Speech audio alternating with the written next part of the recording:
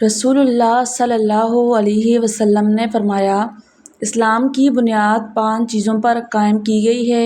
اول، گواہی دینا کہ اللہ کے سوا کوئی معبود نہیں اور بے شک حضرت محمد صلی اللہ علیہ وسلم اللہ کے سچے رسول ہیں، اور نماز قائم کرنا اور زکوٰۃ ادا کرنا اور حج کرنا اور رمضان کے روزے رکھنا۔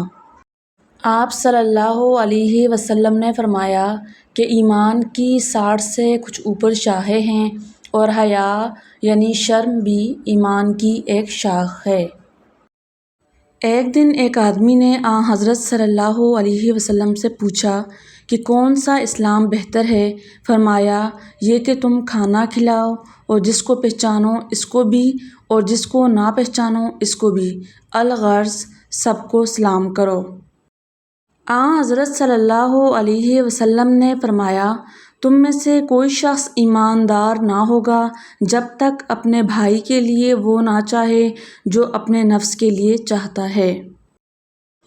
بے شک رسول کریم صلی اللہ علیہ وسلم نے فرمایا، قسم ہے اس ذات کی جس کے ہاتھ میں میری جان ہے، تم میں سے کوئی بھی ایماندار نہ ہوگا جب تک کہ میں اس کے والد اور اس کی اولاد سے بھی زیادہ اس کا محبوب نہ بن جاؤں۔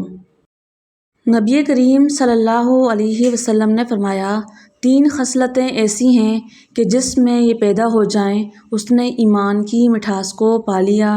اول یہ کہ اللہ اور اس کا رسول اس کے نزدیک سب سے زیادہ محبوب بن جائیں۔ دوسرے یہ کہ وہ کسی انسان سے محض اللہ کی رضا کے لیے محبت رکھے۔ تیسرا یہ کہ وہ کفر میں واپس لوٹنے کو ایسا برا جانے جیسا کہ آگ میں ڈالے جانے کو برا جانتا ہے۔ رسول اللہ صلی اللہ علیہ وسلم نے فرمایا، وہ وقت قریب ہے جب مسلمان کا سب سے عمدہ مال اس کی بکریاں ہوں گی، جن کے پیچھے وہ پہاڑوں کی چوٹیوں اور برساتی وادیوں میں اپنے دین کو بچانے کے لیے بھاگ جائے گا۔